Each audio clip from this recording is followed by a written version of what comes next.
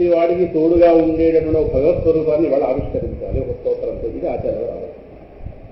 ఎవడు వాడు ఇంకోటి స్మరించచ్చుగా, చాలా భగవద్ రూపాలు ఉన్నాయి కదా, మావాడు దొరికాడా? ఆయన భాగవత రహస్యం తెలుసు. కాఫీ దీనికి రాచేత కళ ఇష్టమేమో, ఆయన పిలవచ్చుగా, కాఫీ చేస్తాడు, చాలా స్తోత్రాలు చేశారుగా, పిలవాస్తకం ఇంకోటి ఆచార్య రాసినగా, లేదు కనకసారి కురిపించచ్చుగా, లేదు వరుణుని పిలిచి వర్షం పడేట్టుగా చేయొచ్చుగా. ఈయనగాని పిలవాలా? అసలు కొంపలు ముంచున్నాడు ఆ మధ్య వచ్చి పూర్తిగా. ఈయనది పిలవాలి? ఆయన కోసం కాదు, ఎవరిని పిలవాలి? లక్ష్మీ నృసింహ మమ దేహి కరావలంబం. ఆయనే ఎందుకు పిలవాలి? ఇది ప్రశ్న. దీనికి భాగవతంలో రహస్యం. మళ్ళీ తండ్రి పిల్లవాడికి వెళ్ళాలిగా. పిల్లవాడు తండ్రి వాదించుకుంటున్నారు. పోతన గారు అద్భుతమైన దర్శనం చేశారు. అద్భుతమైన దర్శనం. హరి సర్వాకృతులంగలండనుచు ప్రహ్లాదుండు భాషింప సత్వరుడై ఎందును లేడని సుతుందైత్యుండు తర్జింప. భాషింప తర్జింప. అందంగా చెప్తున్నాడు పిల్లవాడు, కుదురుగా, అందంగా, చక్కగా. నాన్నగారే బోధపడే రీతిలో. నాన్న ఎప్పుడైనా భక్తుడు అవుతాడేమో, నాన్నను భక్తులు చేయడానికి ఎంత యాతన పడ్డాడో పిల్లవాడు తప్ప. ఈ పిల్లవాడు అలా చెప్తుంటే వాడు తర్జింప ఎందును లేడని సుతున్ దైత్యుండు. వెనక్కి దోహేస్తున్నాడు. లేడురా అని దమాయించడం అంటారు. హోదా ఉంది, పదవి ఉంది, బలం ఉంది, పిల్లవాళ్ళ కనిపిస్తున్నాడు, పిడిగని తెలియట్లేదు, వెనక్కి గెంటుతున్నాడు. వెనక్కి గెంటేవాడు కూడా ఇస్తుంది ఆయన గారు. ఇద్దరి స్ట్రాటజీ చూడండి ఒకసారి. ఇలాగ భాషింప తర్జింప. ఈ సమయంలో ఇంకా బయటికి రావాల్సినటువంటి సన్నివేశం వచ్చింది అన్నది అంతటా ఉన్నవారికి అర్థమైపోయింది. హరి సర్వాకృతులంగరండనుచు ప్రహ్లాదుండు భాషింప సత్వరుడై ఎందును లేడని సుతుందైత్యుండు తర్జింప. శ్రీ నరసింహాకృతి నిండెనచ్చితుడు నానాజంగమస్థావరోత్తర గర్భములను అన్ని దేశములను ఉద్దండ ప్రభావములను అంతటా నిరంతరం సచ్చిదానంద స్వరూపంగా వ్యాపించుకునే విష్ణువు ఇప్పుడు అద్భుతమైన వేషం వేశారు. ఏడా వేషం? నృసింహ వేషం. అంటే ఒక దగ్గరే వేశాడా? కాదు. శ్రీ నరసింహాకృతి నుండి నచ్చితుడు నానాజంగమ స్థావరోత్తర గర్భములు. నృసింహావిర్భావము ఒకనొక సంబంధం అయింది కాదు, అనంత కోటి విశేషాలని అయింది. అనంత కోటి నారసింహ రూపాలుగా తనను తాను మలుచుకుని సిద్ధంగా ఉన్నట్ట బయటకు రాదు. ఈయన గారు స్తంభం ఎన్నుకున్నాడు, అందులో ఉన్నవాడు వచ్చింది. మిగతా రూపాలు ఏమి లేదు. మిగతా రూపాలు ఎప్పటికీ అలాగే ఉన్నాయి. ఆ విషయం తెలుసు ఆచార్యులు వారు. అందుకే మాట చెప్పారు, నాకు ఆపద వస్తే దగ్గరగా ఉన్న వస్తువులు నేను పట్టుకుంటాను రక్షణ కోసం. అవునా? ఈయన గారు దేహానికి ఆపద రాబోతున్న సమయంలో అంటే ప్రజలకు బోధించాలి. ఎవడరా వెంటనే రక్షించే స్వభావం ఉన్నవాడు శీఘ్రంగా మరుక్షణం అడిగిన మరుక్షణంలో ఏ భగవత్ స్వరూపం నుంచి రక్షణ వస్తుంది అనేది లోకానికి ఈ జీవకోటికి చూపించడం కోసం ఆచార్యుల వారు ఈ ప్రేరణతో ఎవరిని పిలవాలో ఉంది. ఈ అనంతకోటి నారసింహ రూపాలు ఏమయ్యి అలాగే ఉంది. దీనికి ఎలా ఉన్నాయి? ఎవరైనా పిలిస్తే రక్షిస్తారు. పిలిచే సంస్కారం మనకు లేదేమో కానీ పిలిస్తే రక్షించడానికి ఆయన సిద్ధంగా ఉన్నాడు. అందువల్ల పిలిచే రక్షణ. లక్ష్మీ నృసింహ మమదేహి కరావ. ఇది ఆచార్యుల వారి ఈ స్తోత్రానికి వచ్చినటువంటి ఇవి 25 శ్లోకాలుగా తెలుస్తుంది. కానీ లోకంలో ఒక మాట కూడా ఉంది, ఆచార్యుల వారు రక్షించాలని దేహాన్నే కాదు ఈ సంసారాన్ని ఉద్ధరించింది. మమ దేహి కరావలంబం, నీ చేయూతనిచ్చి మమ నాకు దేహి ఇవ్వు. దేన్ని? కరావలంబం, చేయూత. కర అవలంబం, కరావలంబం. లక్ష్మీ నృసింహ. మొదటి 2 శ్లోకాలు పక్కన పెడితే 11 శ్లోకాలు సంసార సంసార సంసార సంసార సంసార సంసార సంసార సంసార సంసారతో ప్రారంభం. 11 + 2 13. చాలా మంది అనేది 13 శ్లోకాలు ఆచార్యుల వారు రాశారు. మిగతా 12 తర్వాత కాలంలో కొంతమంది భక్తులు రాసి దీన్ని కలిపేరు అన్నారు. సరే, రకరకాల వాదాలు ఉంటాయి. కానీ మొత్తం మీద మనకి ఇవాళ స్తోత్రం 25 శ్లోకాలుగా తెలుస్తుంది. వాళ్ళు ఆ మాట అనడానికి కారణం తర్వాత శ్లోకాలు సంసారం ప్రారంభంగా ఉండదు. అందువల్ల ఆచార్యుల వారు రాలేదేమో మనం అలా ఎందుకు అనుకోవడం? వాటిగా మనం చెప్పుకునే సమర్థత ఉంది. చెప్పుకునే అవకాశం భగవంతుడు కూడా మనకి ఇస్తున్నాడు కనుక చెప్పుకుంటాం. ఇది స్తోత్రం యొక్క స్వరూపం. ఇందులో ప్రతి శ్లోకానికి చివరన మకుటంగా లక్ష్మీ నృసింహ మమదేహి కరావలంబ. ఈ సన్నివేశాలు ఆచార్యుల వారు స్థితించారు. తర్వాత మరొక స్థితిలో మరొక సందర్భంలో ఆచార్యుల వారు శ్రీశైలం ఎక్కేసిన తర్వాత శ్రీశైలం అడవుల్లో ఆయన శిష్యులకి ఎక్కడున్నా సరే బ్రహ్మసూత్ర భాష్యాలు బోధించడం కానీ అక్కడ ఈయన గారి యొక్క ఒక కాపాలికుడు ఉన్నాడు. వాడు భైరవుడి కోసం హోమం చేస్తున్నాడు, మహాభైరవుడి కోసం. ఆ భైరవుడు వాడు చెప్పేట అంటే భైరవుడు ఎందుకు ప్రార్థిస్తున్నాడంటే కైలాస ప్రవేశం కలిగించమని. ఆయన అన్నట్ట అయితే ఒక సార్వభౌముడి యొక్క తలకాయ కానీ ఒక సర్వజ్ఞుడైన వాడి యొక్క తలకాయ కానీ పట్టుకొచ్చి ఆ అగ్నిలో ఆహుతి చేస్తే నీ కోరిక నెరవేరుస్తాను. చక్రవర్తి యొక్క తలకాయ ఎవడిస్తాడు? ఈయన గారు ఎప్పుడో శ్రీశైలంలో అడుగు పెట్టాడు. ఈయన సర్వజ్ఞుడనే ఆ నోట ఈ నోట విన్నాడు ఆ కాపాలికుడు. అప్పుడు ఎవరు లేని సమయంలో దగ్గరికి వచ్చి అయ్యా మహానుభావ, మీకు దేహంతో సంబంధం లేదు, దేహభ్రాంతి లేదు, ఇది దేహానికి అతీతుడు, నాకు పలానా సమస్య ఉంది. భైరవుడు ఇలా అడిగాడు, అదే మీ తలకాయ నాకు ఇస్తే నేను అగ్నిలో ఆహుతి చేసుకుంటాను, నేను కైలాస ప్రవేశం పొందుతాను, మీరు ఎలాగో అంతరావ్యాపించిన బ్రహ్మ మీరు అయినారు కానీ మీ దేహంతో పనిలేదు.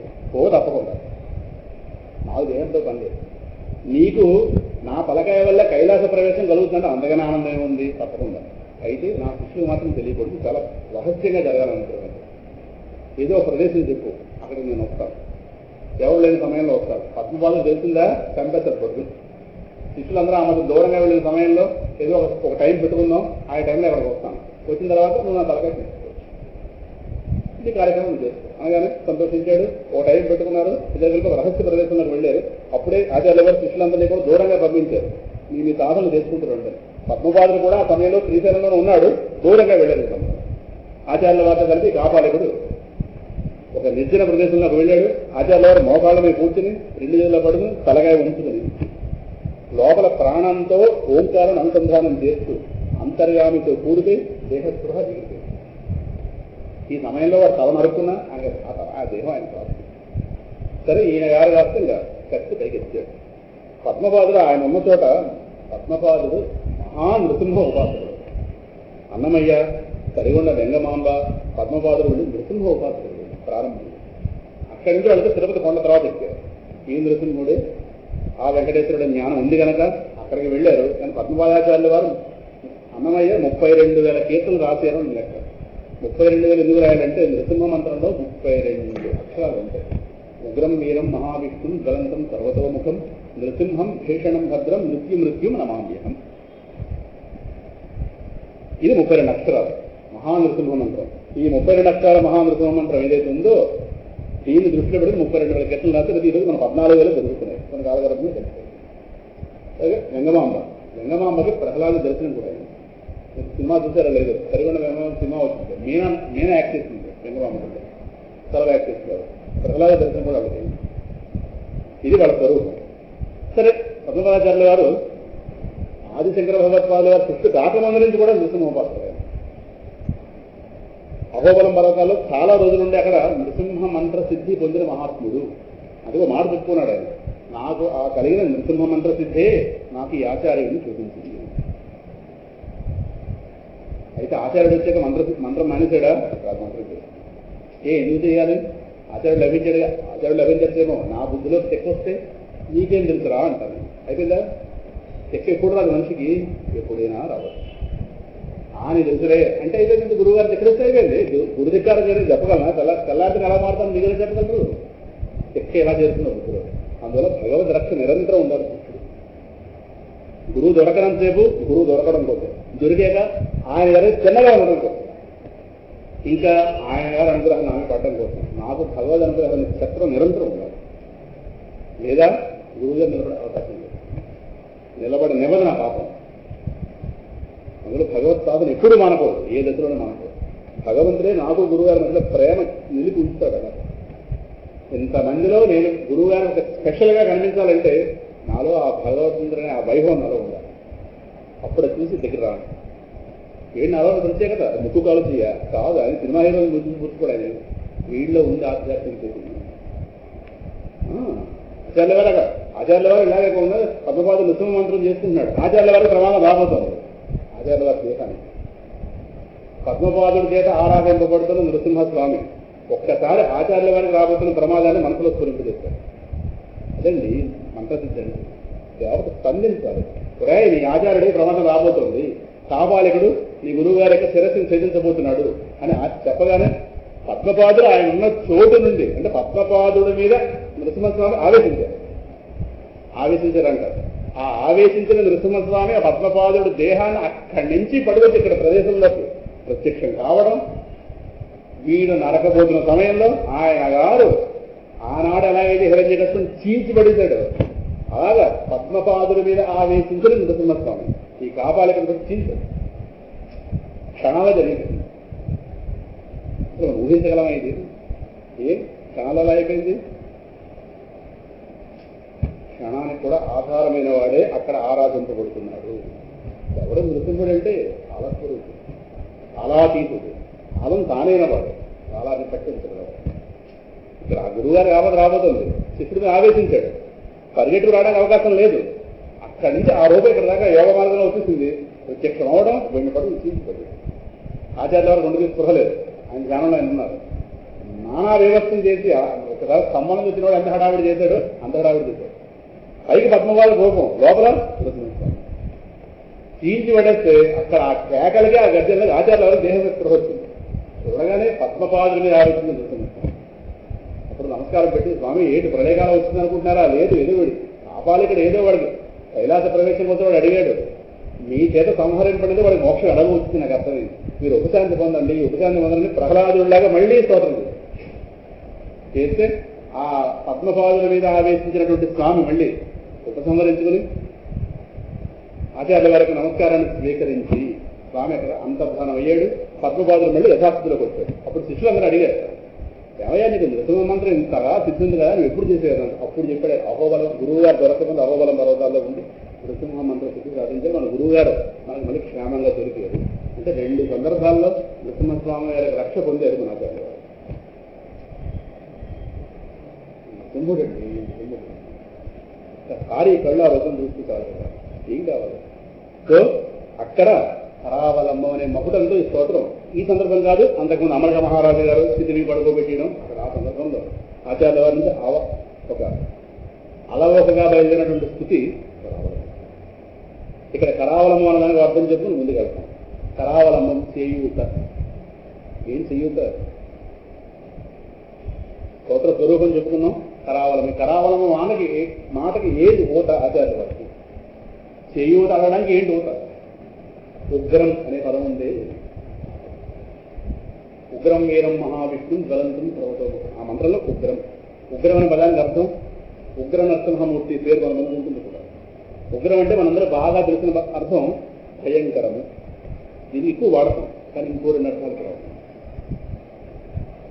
రెండో అర్థం, ఒకటి అర్థమైంది భయంకరం, రెండోది అన్నింటినీ మించి ఉన్నది. నేను కొత్తగా మీకేం చెప్పట్లేదు. మీకున్న పుస్తకంలో ఆరో రోజు ప్రవచనంలో షణ్ముఖ గారి గురించి చెప్పారు.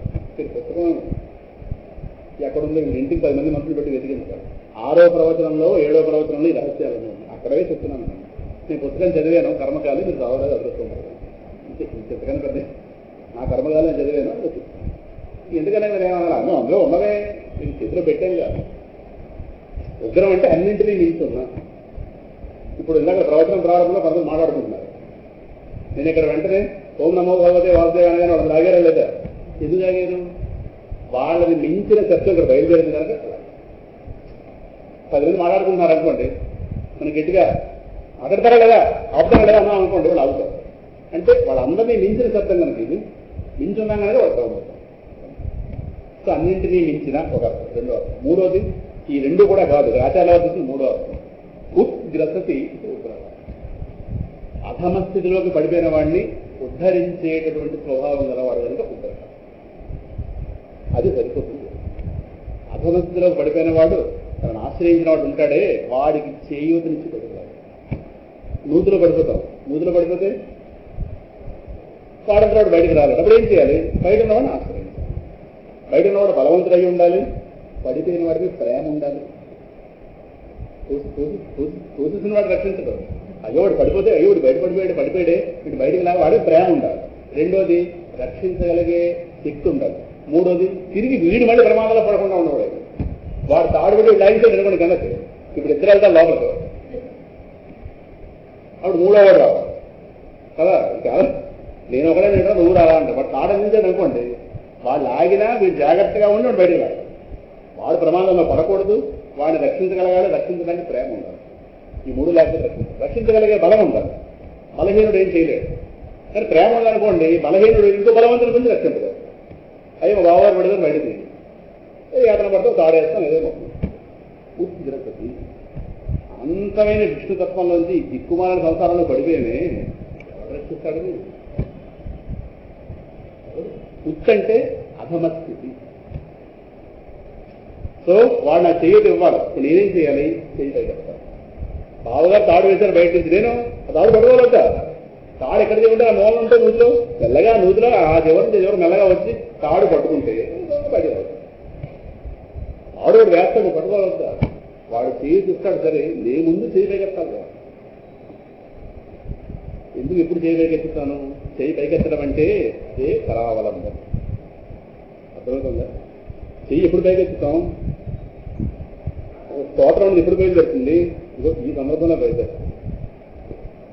ఎప్పుడైనా ఎవరు చేయి అడుగుతారు, నాలుగు అంశాలతో కూడి ఉంటుంది ఆ విషయం. ఒకటి, నేనున్న ఆపదలో ఉన్నానన్న విషయం గుర్తించాలి. నూతులో పడ్డాడు వాడికి అర్థమైంది, నేను ఆపదలో ఉన్నాను. రెండోది, ఆపద యొక్క స్వరూపం తెలిసి ఉండాలి. ఏదో ఆపద గురించి ఇంత అని తెలిస్తే కాదు, సమగ్ర స్వరూపం తెలిసి ఉండాలి. ఇదో నేనున్న ఆపద ఇది, నూతులో ఉంటే ఇది ప్రమాదం. చేప తిని ఇంకోటి తిని ప్రాణం పోతే ఏదో జరగస్తాడు. ఆపద స్వరూపం వాడు తెలిసింది. మూడోది, నన్ను నేను రక్షించుకోలేదనే జ్ఞానం పడుతున్నాడు. పౌరభూతం వస్తుంది. వైగొచ్చేది నేను చిన్నప్పుడు కలుసుకుంటే ఇప్పుడు భయవేస్తుంది. పిల్లలందరూ పరిగెట్టుకుంటూ వెళుతున్నాం. ఒక కనిపిస్తుంది. నేల నొత్తులు ఉంటాయి, గట్టుంటే పర్వాలేదు, నేల నొత్తులు. ఇంకా నేను 2 అడుగుల్లో వాళ్ళు పడిపోతుంది. అంటే మీరు అనుకోవచ్చు సంసార నొత్తులు లేనైనా అందులో ఆల్రెడీ ఉన్నా, అది వేరే సంగతి. ఆ నేల నొత్తులో పడిపోతుంది. పడిపోయిన ఖాయం అంటే పోతే ఇవాళ దేహం మిగిలిది కాదేమో. అంటే పరిగెట్టిస్తాడు ఒక ఆయన నుంచి. పొలాల్లో పరిగెడుతున్నాం, నేలలో ఏనాడు తెలియదు, దగ్గరికి వెళ్ళిపోయామంతే. ఇంక 2 అడుగులో ఇవాళ ప్రవచనం చెప్పడానికి ఆగేమో తెలియదు, కానీ నేను వెళ్ళిపోయింది లోపలికి. నేల నొత్తులో వెళ్ళి అవకాశిస్తాడు. మామూలు నూతులు అంటే కొంత పర్వాలేదు, నేల నూతులు ఏముండవు లోపల. సంసార కూపమతి ఘోరమగాధము. నా శ్లోకం చెబితే నాకు ఆ నేలని గుర్తొస్తుంది. 6వ క్లాసులో పడిపోతే ఏమో